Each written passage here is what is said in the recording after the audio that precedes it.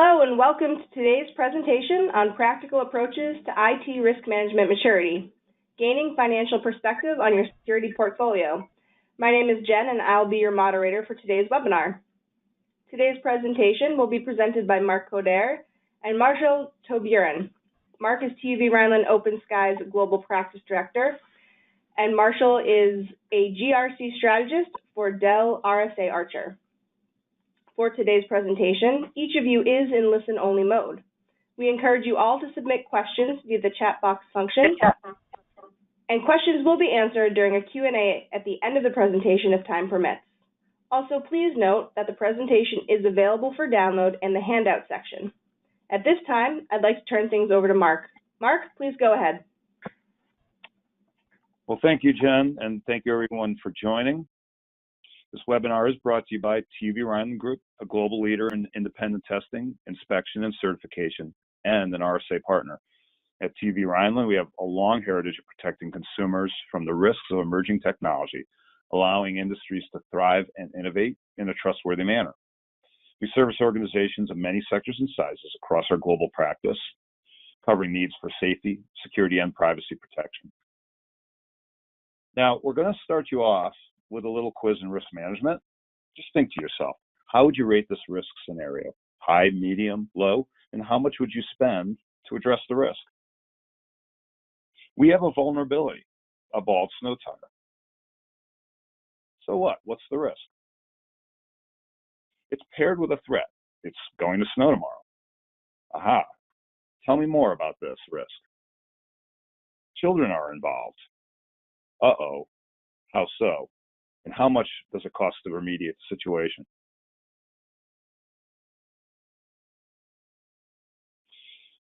Remember, in the practice of risk management, you have to ask so what until the context of a weakness or vulnerability is clear. The inputs of threat and impact are critical to analysis and require input from the right people, not just one source, the source of vulnerability. Perhaps you can associate with this analogy in your day-to-day prioritization as you struggle to focus on what's truly important. But there's another lesson from this exercise. If you were in charge of upgrading snow tires and wanted to show a quick win, might you be lured into addressing this weakness had no one clarified the impact? Hey, look, there's no car involved, no hydraulic jacks, not even a rusty lug nut. But does it matter how bald this tire is? With the full context clarified, is replacing it a win in anyone's book? Easy or not? I'm Mark Coder. My latest chapter in IT risk management involves strategic service development here for TUV Rheinland OpenSky's Center of Excellence in Mastering Risk and Compliance, which also serves data privacy and business continuity management. But my risk journey started over 10 years ago when I became Chief Security Architect in a large healthcare organization, where I reported to the Chief Technology Officer and focused on cost-effective security strategy, business project governance, and IT risk management for the enterprise portfolio. In that role, I also chose to launch and direct the organization's GRC program specifically to help rationalize spend, timing, and requirements. As a result, I was included in the organization's annual pursuit of cyber insurance coverage and even helped reduce insurance costs.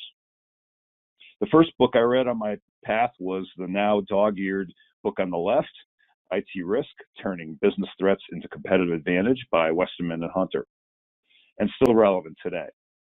The most recent is Measuring and Managing Information Risk, co-authored by Jack Freund and Jack Jones. Now, Jack launched something called FAIR back when I started my journey, and I immediately did my best to practice it. And now to my co-host, whom I've enjoyed co-presenting with in the past and again today, Marshall Toburin. Good morning, everyone. Thanks, Mark and Jen. I'm Marshall Toburin. I started my career primarily as an internal auditor with stints in all facets of auditing, from financial, compliance, fiduciary, and information security, eventually leading to the chief audit executive role at a couple of companies. This led me into the role of an operational risk manager, and finally to Director of Enterprise Risk Management. I went to work for RSA Archer from that role to help provide input on solution development, marketing, and working with customers on establishing risk management best practices. We are seeing a convergence of risk management activities within companies today. Information security risk management is being absorbed into operational risk management programs, and understandably so, since cyber risk is really an operational risk, an error or fraud associated with people, processes, or technology and external events.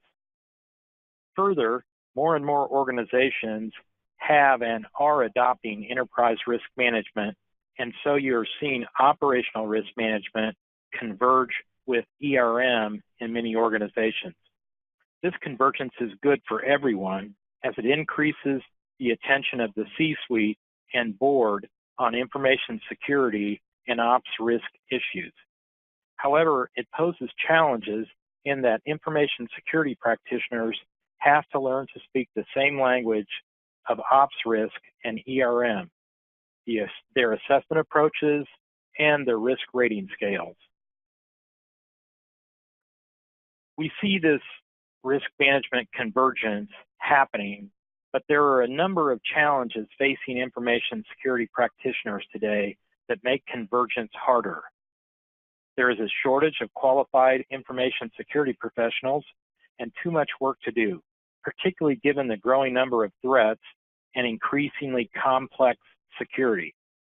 Second, many information security programs remain too compliance-focused, checking the box that technical and organizational controls are in place. A compliance orientation pays little attention to the nature and amount of risk. This compliance orientation is keeping organizations from understanding their threats and vulnerabilities so that they can address them on a prioritized basis. Consequently, technologies and governance techniques used by organizations must take a top-down approach to factor in business context and risk. Top-down risk management techniques that focus on understanding business context are essential.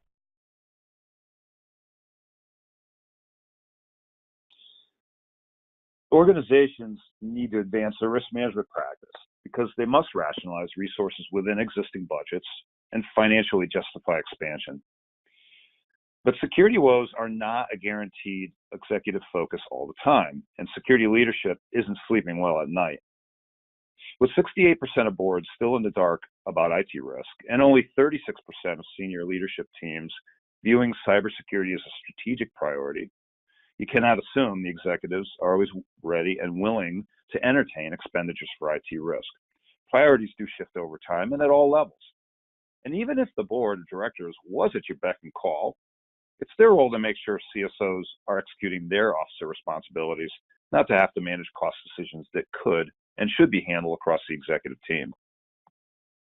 Now, with a drop to 46% of security practitioners confident in their programs, it was 59% 3 years ago, and an increase to 33% now acknowledging compliance a detriment to security, there's plenty to lose sleep about. Remember all those control checklists? Well, the reality is we all need sleep at night. And by that, I mean feeling comfortable with your decisions. And how do you arrive at those decisions? You should feel confident that you have focus on what's important and line of sight. This counts for management decisions within your span of control, as well as recommendations to other budget managers and stakeholders, including the board and the CFO. Security leaders must practice the old 80-20 rule of management. Yes, even in security. And that's what IT risk is all about. 20% of your energy should very well address 80% of the need. Have you identified your 20%, your focus? If you had a catalog of 300 controls, would you focus on all of them equally? Well, the key is to look at decisions from two very different perspectives. There's the world of the right, regulatory frameworks and best practice frameworks, culminating into internal control questionnaires, checkboxes galore. And then there's the world on the left, which is our focus today. Business-aligned IT risk management, which considers threats to assets that underlie your corporate objectives. This culminates into an accepted list of attacks and other disruptions, loss scenarios, in a risk register, To determine priorities, the 20%, you must look at this from the left more so than the right. The left answers the question, what can happen, how much do we care, and what can be done about it, and how much should we spend? The right answers a different question, what capabilities should we have? But it does not alone address how, where, and when to use those capabilities, and how much is actually too much to spend. Look, both perspectives are important in their own right and should be equally energized. It's literally like using both sides of your brain to analyze any situation. What's going on and what are my options? So you need to optimize how you manage the work on the right and refocus that conserved energy on the left. Now the skills are different and the conversations are different, but even the practice of CISM says, 1, get to know the business, and 2, determine risks, then think about controls. By looking at any situation from both sides, you can establish a risk repository and determine key controls. Perhaps 60 or so out of that 300 need most of your focus. And the definition of effectiveness for those controls is also established.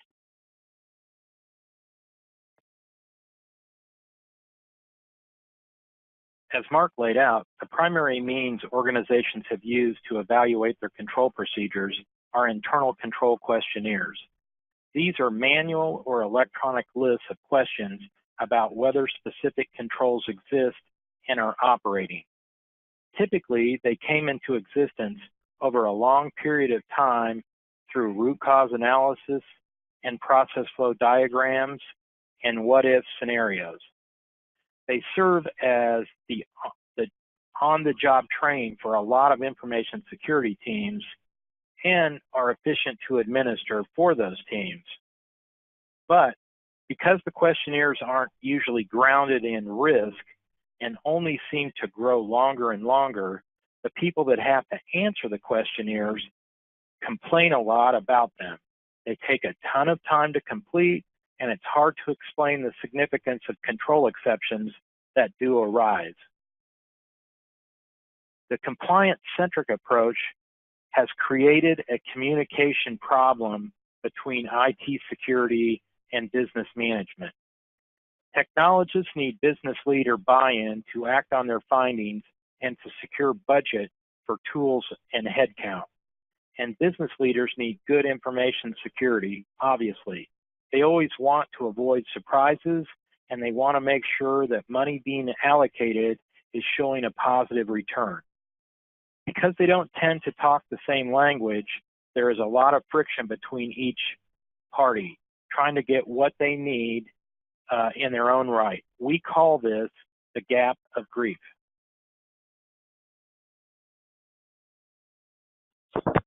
And there's a long way to go in risk management. Here's some stories Marshall and I see from the field all the time. How do you make decisions on security investments? Gaps in controls without context. Remember the snow tire? By monitoring the threat landscape, that's a common theme and statement, but typically without a data model for associating threats to risks. Audit punishment. We all have that challenge, but only audit findings? And of course, with many new CSO roles to be filled, the mentoring challenge of someone else's strategy. But that may not be the best fit for this organization, your organization. How do you select your key controls and evaluate the effectiveness of those key controls? Key controls, aren't they all important? Oh, the Sarbanes-Oxley controls. No, not just those. The functional leaders duke it out, everyone with their own bias from budget needs and hard lessons learned, but not really reacting to data. We let internal audit determine effectiveness, but that's not really fair to audit. They aren't living in the day-to-day operational threat world of threat that risk managers should be aware of. Is there a preferred risk management framework? We're hoping to hear things like NIST 830, ISO 27005, ISO 31000. But what do we tend to hear? NIST Cybersecurity Framework, ISO 27000, COVID. Well, those frameworks cover a lot of territory, including chartering the security program, the officer, the governance model, and voluminous control libraries, which tend to become the focus. They all mention risk, but that tends to get lost in the woods. Oh, and that little cube, it doesn't do nearly enough to rationalize costs and key controls, not in a modern, rapidly evolving world of cyber threat and digital transformation. What this shows is a tendency to reverse engineer risk. Control posture does not equate to risk, it's just control posture. Organizations have acknowledged there should be a relationship between risk and control procedures. After all, that level of detail is where the attack vectors live and can be addressed. However, those with a huge control focus begin to shoehorn in risk registers, making control deficiencies their risk statements. Our perspective is that with many compliant organizations getting breached, there are systemic issues around IT risk management. In many cases, there are risk registers full of control gaps instead of business-oriented IT risks. So organizations must move from the start position, especially as they leverage digital transformation, which opens up the door to so many fantastic business capabilities and opportunities. However, with those capabilities come increasing risks of privacy and even safety in some cases for employees and consumers. We have seen numerous benefits to a crawl, walk, run approach that offers improved decision-making every step of the way. As you mature down this path, you will articulate with increasing effectiveness the need for resources in terms the executive team can understand and support. You'll also rationalize your own tactical priorities with increasing confidence. We'll cover each of these next, but at a quick glance, crawl signifies talking to the business about threats and scenarios that keep them up at night. Walk involves scaling the discussion to be frequent and to establish a prioritization approach. Run gets to true financial analysis, cyber risk quantification, and being event-driven, truly monitoring the threat landscape, as we say. Let's start with getting the IT risk program value defined or redefined and differentiated from the compliance program. Remember, we want to establish the top unacceptable disruption scenarios, key controls, and priorities.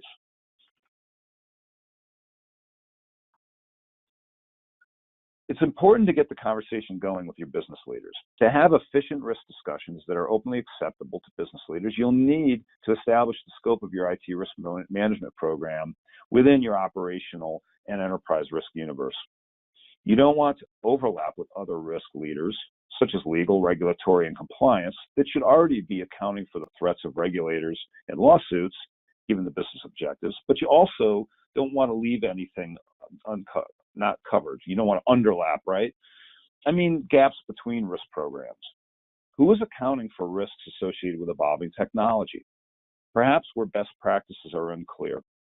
This can include social networking solutions, mobile technology, and IoT, business analytics platforms, physical control systems, and hybrid cloud adoption. A surefire way to test the scope clarity between IT risk and other risk domains in your organization is to establish a threat profile. This is crucial to establishing loss scenarios. A threat profile includes the sources, threat actors, and the motives, given your crown jewel assets and corporate objectives. Now, don't be surprised that business leaders actually understand threats very well without being security experts. From the combination of threats and assets, you can build a risk register with risk statements, real risk statements, that the business can actually rate impact for. Security should not be doing impact analysis alone. Start small. Get a register of around 50 risks as an example. The top 10 would represent 20% of focus without advanced risk computation. From here, you could start to identify critical controls and security analytics requirements in parallel. We spike out security analytics specifically, even though they're a type of control. It's important to always factor your detective controls for increased threat insight. We'll discuss how security analytics eventually ties to cyber risk quantification as you mature your program later. Since your analysis started with talking to the business and aligning with business priorities, support for your investments are more likely to happen than floating a cost for a control without context. Remember the snow tire analogy. What if the snow tire was on the family car? Oh, and this is really important. Do not let the program management office launch an initiative without carrying forward the risk scenarios that were used to justify the project in the first place. Remember the quick win with the snow tire. Good tires are preventative control for keeping your family car stable and your family safe in the snow. Get those on the family car and forget the tire swing, even if it is an easy win. There are two fundamental steps in getting the business conversation going. You have to agree on a taxonomy to document risk and the business context necessary to meaningfully identify risk. On the left side, you see the standard depiction of risk today. With the risk taxonomy, we've standardized on the ideas that risk is the effect of uncertainty on objectives, both bad things and good things. For information security, that risks are associated with threat source pairs, that risk is primarily treated by control procedures and risk transfer, such as cyber insurance, and that risk is assessed in two parts, likelihood and impact or consequence. So having the taxonomy is very important as you document your individual risks and risk scenarios, but to identify the risk in the first place, we have to understand business context. So for many organizations, this means cataloging their products and services, documenting the supporting business processes, documenting the extended ecosystem, both internally and across their third-party network, and the IT infrastructure that supports those business processes. And it's upon that information that you can identify the risk to the business process and your product and service delivery.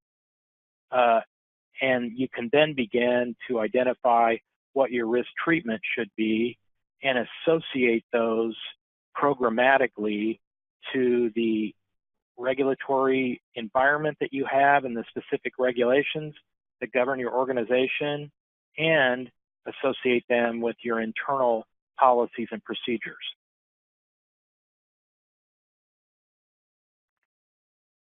Okay, here's step 2. In the walk phase, you will scale the risk discussions and analysis to be more frequent. Quarterly is recommended. And to establish more precision in analysis and prioritization. You may ask yourself, why quarterly? I always hear annual risk assessments. But just think of the speed of change for your business, technology innovation and use, and the threat landscape. They change even faster than quarterly.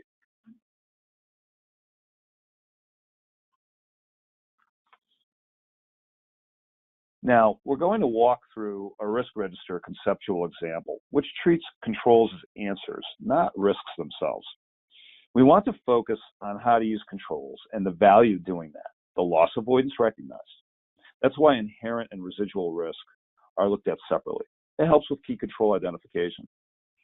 Take 2 risks in modern healthcare. We do a lot of work here. One project may have to consider proportional spends and controls to address both privacy and safety in very different architectures. Take a multi-component wireless IoT product tied to a public cloud API. How would you balance these 2 risks?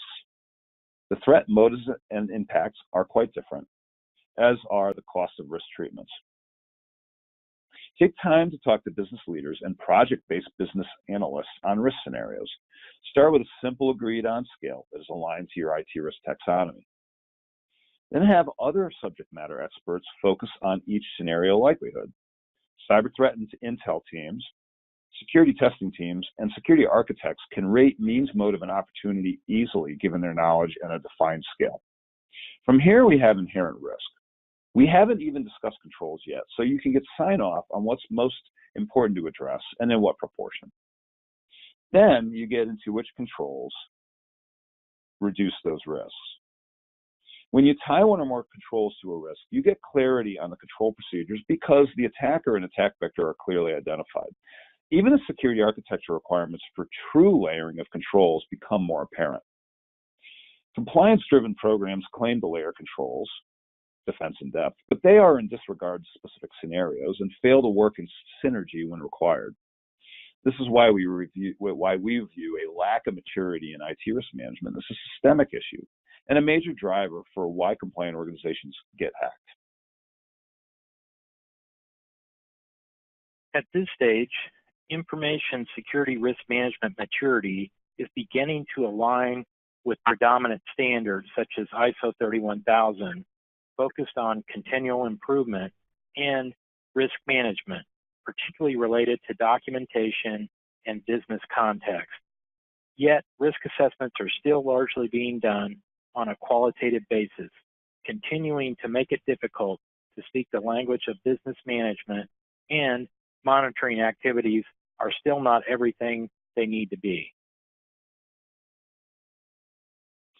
Two other factors are risk monitoring, which in the modern day has to be active, not passive.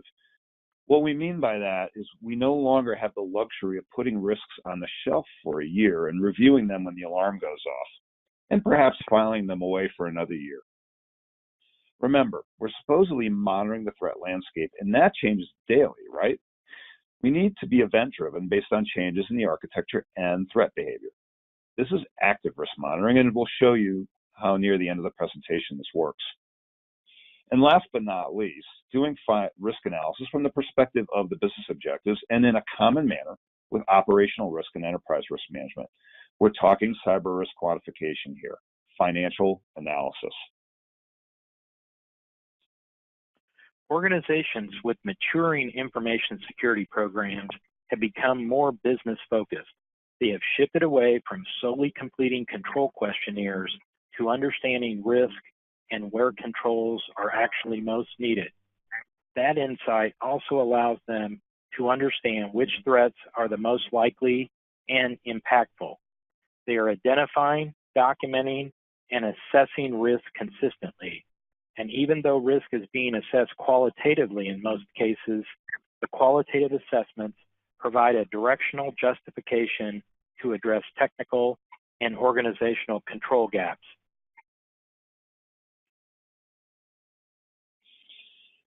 As we promised earlier, this approach gains clarity at every step, and understanding of proportional value emerges as soon as you rate controls by how many risks they treat and the significance of those risks. Take this as an anchor perspective. We are satisfied with the cost and success of the Control 5 project, whatever that may be. It cost a certain amount of money and reduced risk by 8 points per our approved register. Wait, 8 points? What are those? Ultimately, cost avoidance as you mature, but most simply, it's determined, as we said, kind of counting the number of risks addressed, or better yet, tally up the risks and associated risk points from your inherent risk analysis you've done before. It's really not that complicated. Say, for instance, Control 5, marked in blue, addressed 2 risks with 2 inherent risk points each. That's 4 right there. And then 1 higher risk, which had 4 inherent risk points. That's 8 value points altogether. It stands to reason that items to the right should cost less, while items to the left may cost more. This drives new thinking about cost-appropriate risk treatments and new types of controls. Remember, control libraries are not static. They're getting changed because the threats are changing. In this small example, the organization may consider that Control 11 through Control 5, the left items, may be their key controls. Focus there. Just tally up the points and see the difference.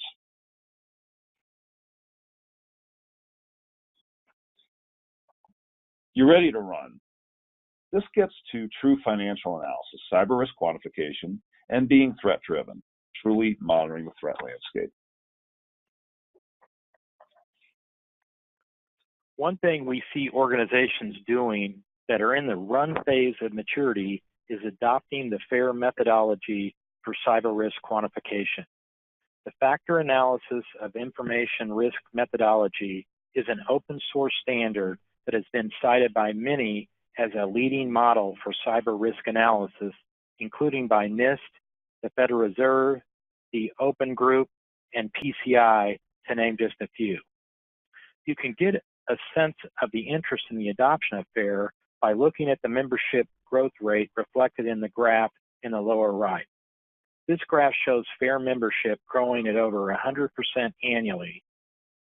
FAIR was actually developed by a CISO at a large regional U.S. bank to help him better talk with his senior management and board of directors in terms the business understood.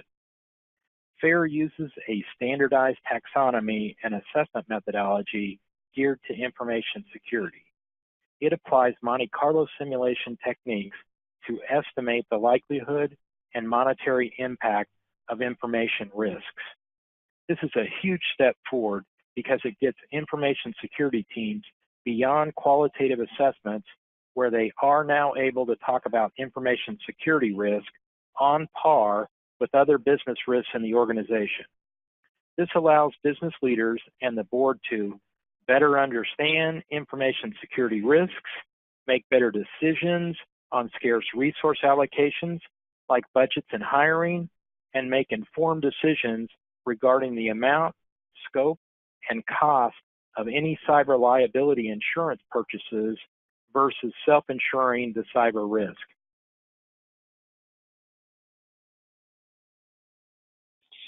The FAIR Institute is forecasting a doubling effect faster than the first 2 years, a good sign of the tipping point, and awakening of the community to IT risk done the right way.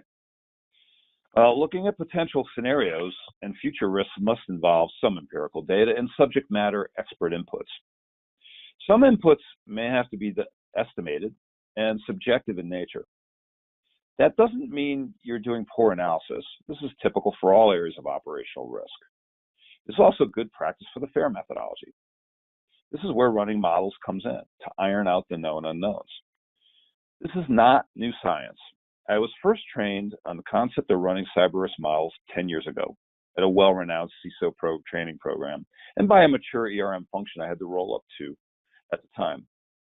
Monte Carlo Simulation empowers you to estimate loss distribution in monetary terms for each and all cyber risks, more precisely depict risk, estimate capital necessary to be held by different levels of the organization, estimate risk-adjusted ROI requirements, optimize risk versus risk treatment balance, including insurance, compare scenario-based assessment to actual losses. Now let's take a closer look at FAIR. What you see here is the ontology of the framework, the inputs and their relationship to each other. FAIR is a very valuable methodology that helps you blend together expert perspectives from different practitioners. Notice the lower left. A huge driver in FAIR probability analysis, loss event frequency as it's noted here, is threat. This is not a vulnerability or weakness. It's an actor from your threat profile, which you should have established back in the crawl phase we showed you earlier. But where does this data come from? Ironically, as Marshall noted earlier, threat intelligence is available but typically ignored in top-down risk context. There's two problems that cause this silo and cause it to persist. One, the security operations function is very busy reacting to events and looking for potential incidents, guarding the shop. Two, the SOC looks at threats in terms of operational indicators of threat and compromise, which are not directly translatable to threat event frequency or threat contact frequency. It's close in concept, but some alignment of the threat and risk functions is required, and actually quite possible. We have to make sure that monitoring the threat landscape includes a link to risk probability. Then we're actively monitoring risks, not passively putting them on the shelf for a year. There's a real opportunity to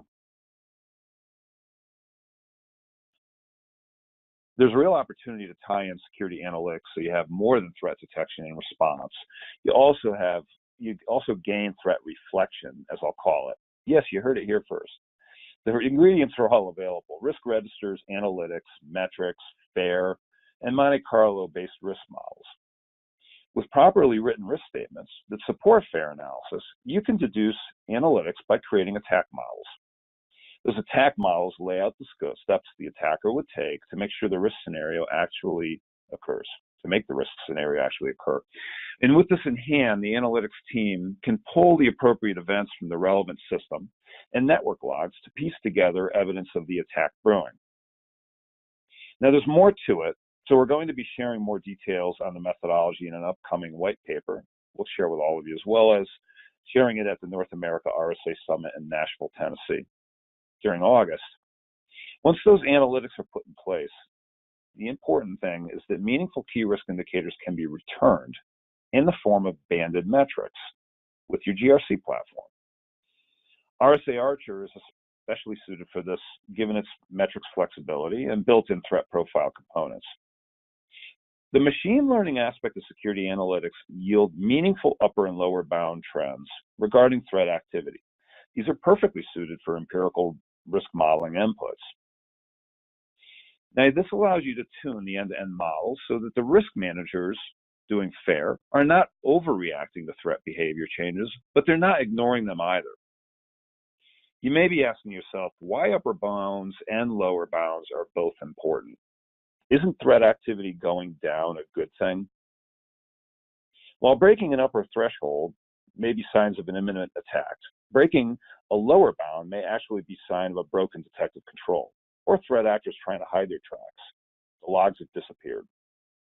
We've seen this occurring in complex system designs with asynchronous event feed mechanisms. Sometimes there's latency, and that gives the attacker an advantage to sneak in. These bounded metrics will be attached to the risk statements in the risk register, becoming meaningful key risk indicators, KRIs. From here, you can invoke workflow, and you can email the associated risk owner for awareness so they can decide if they want to change their risk probability. Remember, FAIR likes threat context as input. You can also automate the update of inherent risk probability and even create a trigger to rerun cyber risk quantification analysis. What this means in the end is that where the threat landscape changes significantly, you can reconsider your financial risks, remodel your key controls, and their associated value. Perhaps you've been wondering when and if to invest in a seemingly costly control. This approach gives you the evidence you need to justify the cost, or know when costs drop low enough to pull the trigger on the investment.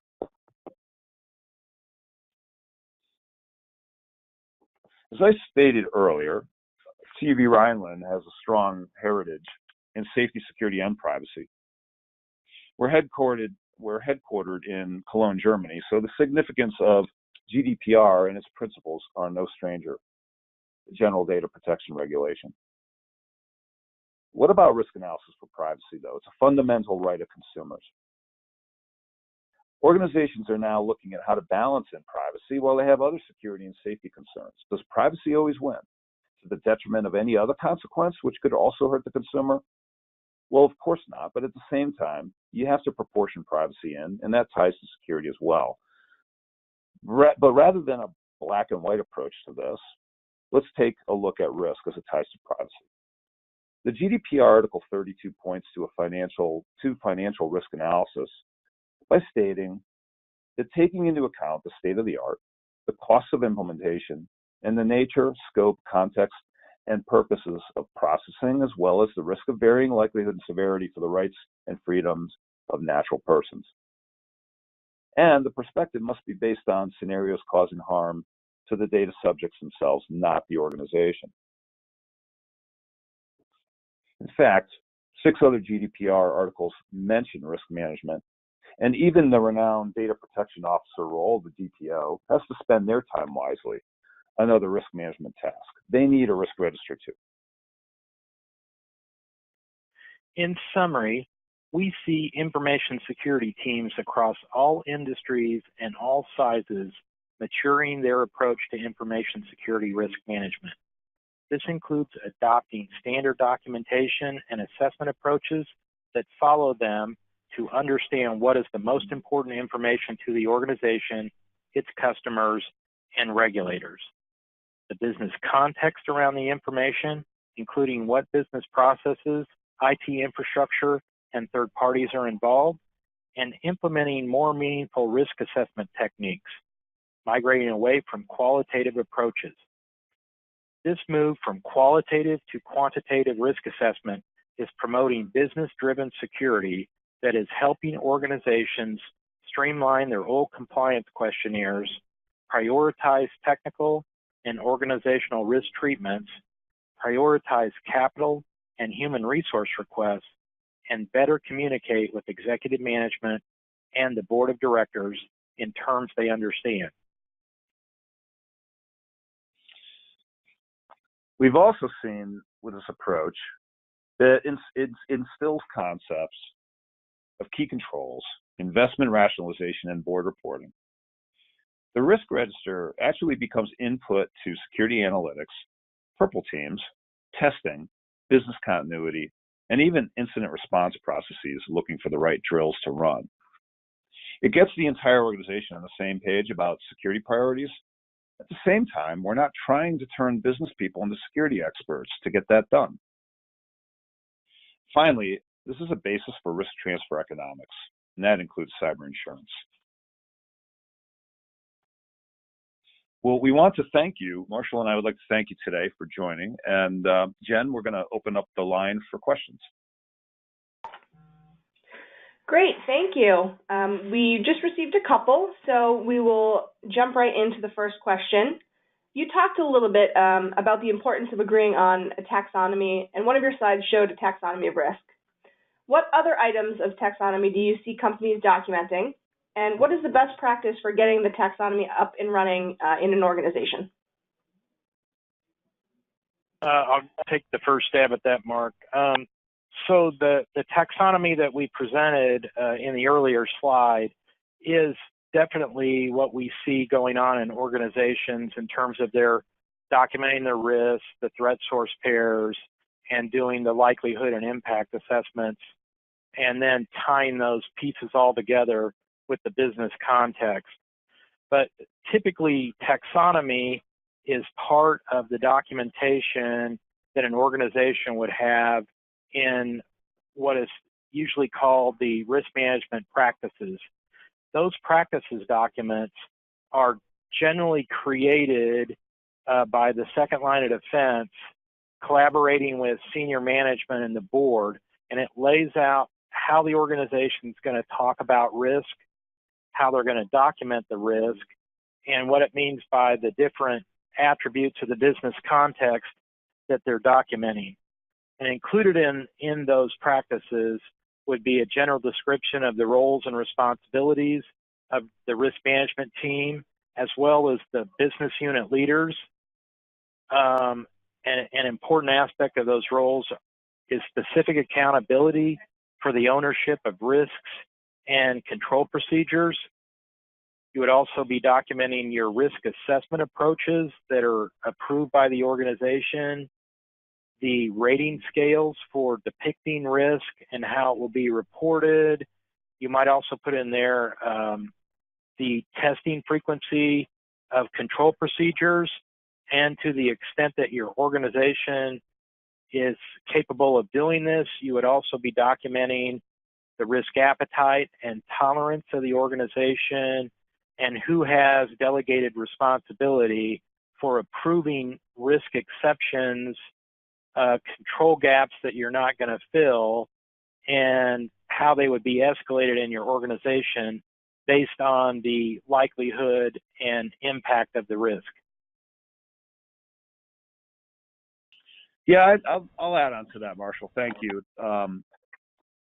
As I mentioned earlier, it is so important to have the scope of the IT risk program well clarified within the organization with the ORM, the RM alignment. The worst thing you can do in IT risk is be focused on something that perhaps the chief compliance officer should be concerned about for threat of regulation and miss a cyber threat using some new technology. So having the threat profile helps iron that out, but the taxonomy, which is the categorization of risk, is also a discussion point to make sure that you're not overlapping in categories of risk with another risk leader or missing areas of risk. So taxonomy is important.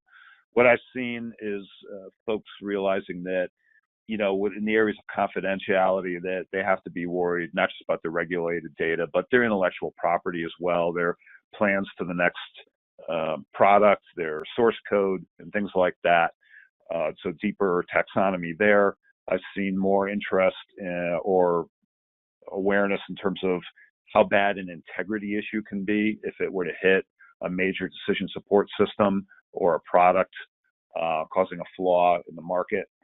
I've also seen safety kind of crop in, where safety is a factor that it may be established through a weakness in integrity or confidentiality or availability, but that safety is so important that it can't get lost in the shuffle. So it's kind of finding its way to the top, closer to the top of these taxonomies as well. Great, thank you. And the second question, can you explain the mechanics of cyber risk quantification, and in particular, the roles of the people typically involved in an assessment?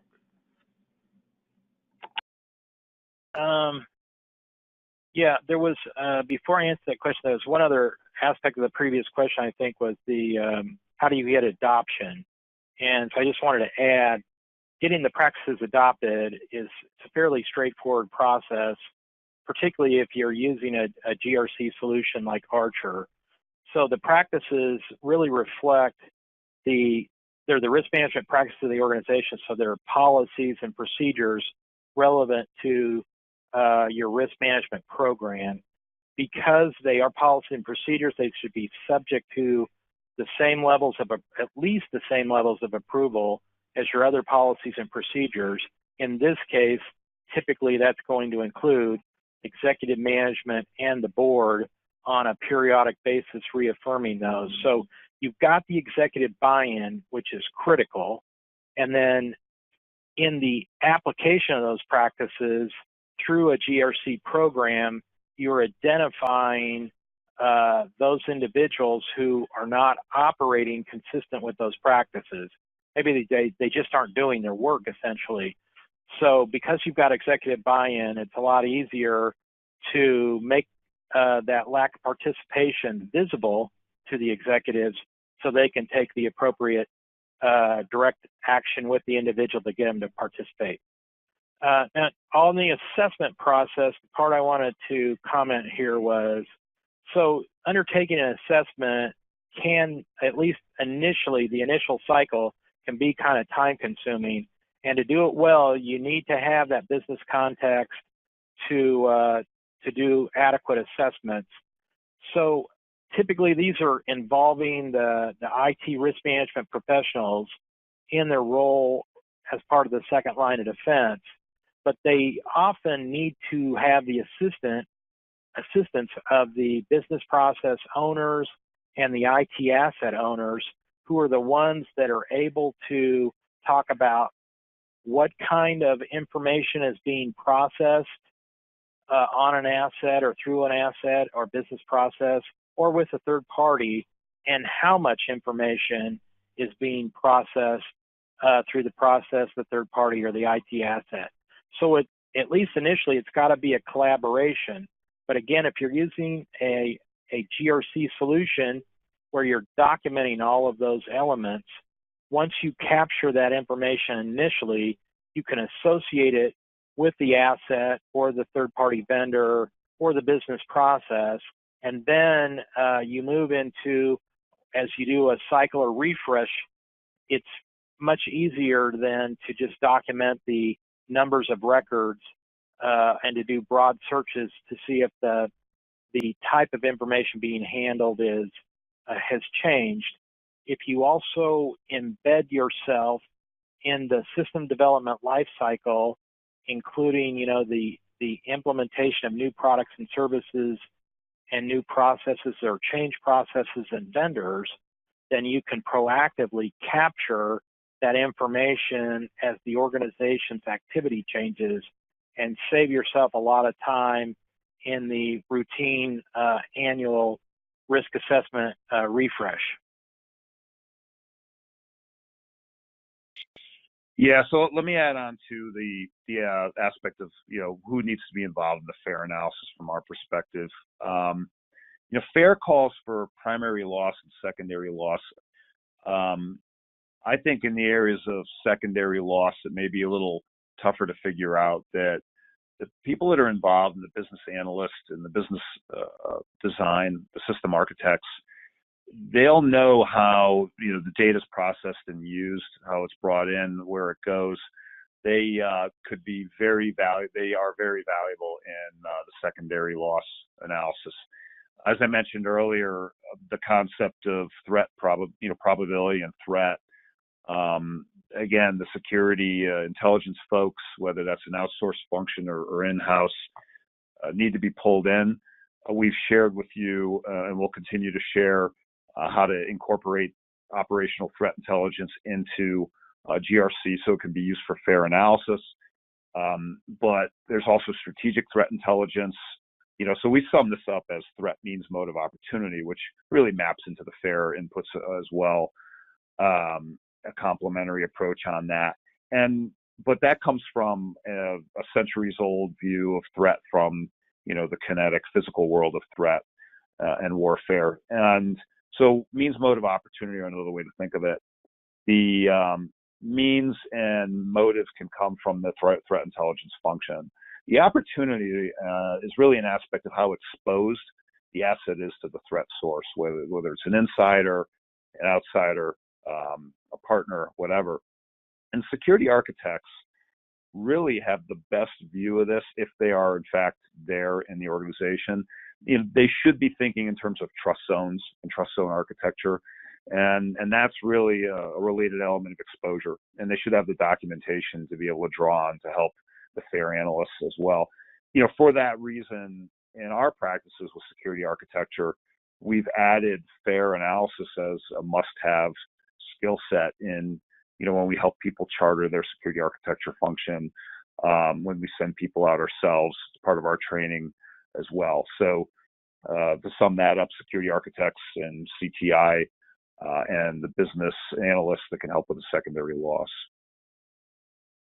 Great. Thank you both to Mark and Marshall. Thank you and have a great rest of your day.